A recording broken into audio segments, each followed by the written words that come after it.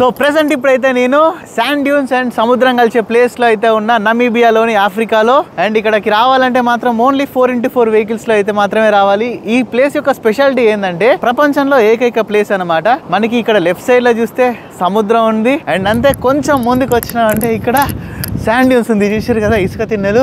ఓరి దేవుడా ఎంత పెద్దగా ఉంది అనుకుంటారు. ఇది ఇక్కడ నుంచి స్టార్ట్ అయ్యి 400 కిలోమీటర్ల వరకు ఇట్లనే ఉంటదంట మొత్తం. ఇంకా ఇసుక తిన్నెలు అండ్ అంతే సముద్రం. శాండ్ డ్యూన్స్ ప్లస్ సముద్రం. అండ్ ఇక్కడ చూడండి శాండ్ డ్యూన్స్ ఎంత హైట్ ఉంది అనుకుంటారు. ఇది మామూలు హైట్ లేదు.